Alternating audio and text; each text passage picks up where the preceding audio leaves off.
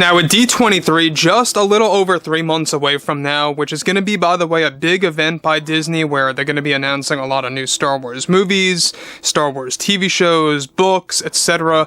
That's really going to make up this entire new Star Wars universe, led by John, George, Dave, Timothy Zahn, and even George Lucas, as well as other creators hopping on board, such as, for example, we also have Peyton Reed coming back to directing a lot of Mandoverse era projects, so that's really good to look forward to. And also, let's not forget the fact that we also have Tony Gilroy taking up a lot of other Star Wars projects, be it, of course, some of the live action and animated material.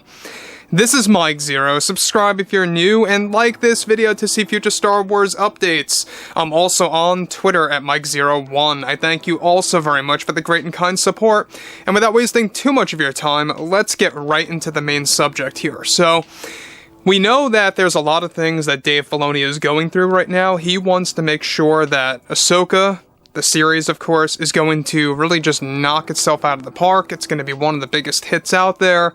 And that's why he brought Timothy Zahn on board to help him out, to make sure that whatever he was doing was the right thing, and that it really fell into the lore of the original Thrawn trilogy from the 1990s. Now again, don't expect this to be a copy and paste story of Heir to the Empire, but it is setting that up for Dave Filoni's new Star Wars trilogy, and I say trilogy because his movie is going to be a gateway to becoming a trilogy. Basically, his film is going to open up 2 more movies, essentially. So, what's interesting about all of this is that, on top of this, with Dave Filoni recently promoting the Ahsoka Tano series, he had the liberty of answering many questions. At one point, he made something very clear to the fandom by stating the following: "Coming out of Season 3, we knew we had to do something new and fresh for the audience to keep things interesting. That's why it was both myself and John's idea to start everything over. So we are starting this all over, the whole story of The Mandalorian, how the story will be told, what characters will be popping in and out, and just what kind of creators are going to help us out, and going into this thing is really going to set things up for the film that I'm working on and Ahsoka Season 2. Myself and John are all on our own right now, and we are really taking our time picking and choosing who will be helping us out. We already have Timothy with us, he's talking about Timothy Zahn, who has been of a great help with Ahsoka, who will continue with us for Mando.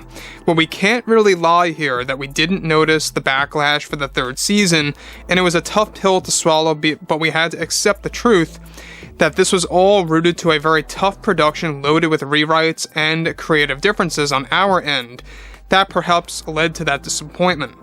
Now, again, guys, before I get to the next thing that Filoni discusses, he's making it very clear that he's aware of the fan criticism, the fan backlash, that it's not a stranger to him. And you know what? How could that really be a stranger to anybody? I mean, a lot of people did not like that season. It was so bad to the point where it did reflect even on Rotten Tomatoes. Now, look, when you look at stuff like this, when you look at Season 3, the reason why it did not do well is that it's not all to blame on John and Dave. Kathleen Kennedy, yes, had a very big hand in the storytelling of when they were writing the script, but not during filming. And once you're in filming, pretty much the damage is done. You know, you got the story, that's what it is. You know, if you don't change the script entirely, you're gonna have what's told in live action after you film it. So, it was a common misconception that Kathleen Kennedy was not involved in Season 3. She wasn't involved during principal photography, but yes, she was when she was writing, or when they were writing the script. Now, if you ask me, Kathleen Kennedy should never have any kind of creative aspects or input into these projects. She is a president of Lucasfilm, she's a producer. I don't know why she even delves into that overall system, but the thing about Mando Season 4 that really keeps me very optimistic and passionate is that Dave and John have confirmed on multiple fronts that this is 100% their own thing, and they are starting everything over. They're starting back to the point what Mando was all about, and they really want to just reset it. And that's what Dave Filoni is further confirming here, that they are starting everything over. Everything is starting over and getting a fresh redesign, so to speak, where you're going to have a different tone, you're going to have a different treatment of the series, it's going to flow differently, and you're going to have a load of new characters and missions. Again, the whole story of saving Mandalore and aspects like that are all over.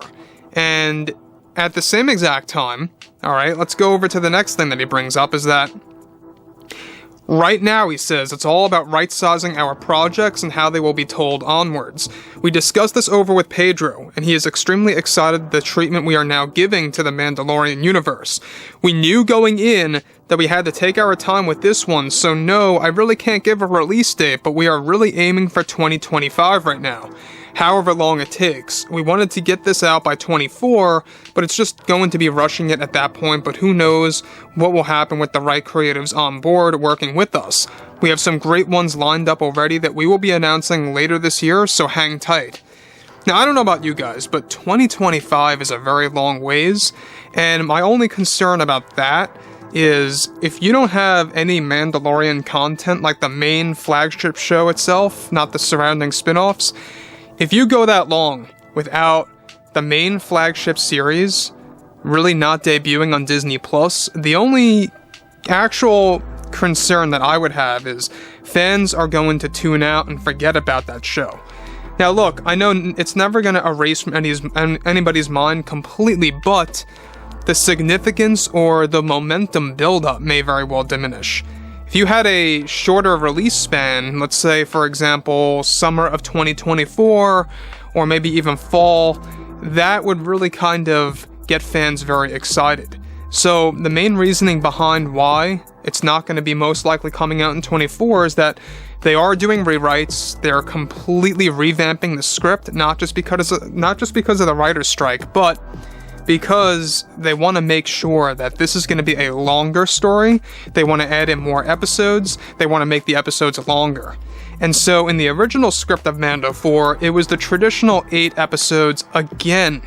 And I can't stress this enough, I think that the 8 episode system is growing very old and boring because you're bound to have a couple of filler episodes in there anyway. So realistically speaking, when you have an 8 episode film format by Lucasfilm, at least with The Mandalorian, you are at max gonna get like 5 to 6 actual episodes that really tell you the story of what's going on. And with The Mandalorian Season 3, that was one of the main criticisms among fans, is that every other episode felt like it was like filler, or it wasn't really contributing to the story, or it wasn't moving anything along at all. It was just a clobbered mess. And so John and Dave realized this. That had a lot to do with a lot of the script being rewritten and torn apart, and creative differences between themselves and Kathy. It was just a real struggle for them, and they are happy that they're finally out of this. So, anyways guys, I would love to hear your overall take on Dave Filoni's comments about Mando Season 4 and how everything is restarting now. And overall, if you guys did enjoy the content for today, drop a comment below on this video, and of course drop a like on this video to let me know exactly what you thought about the whole system of Dave Filoni flipping everything back over, and I will catch you guys next time.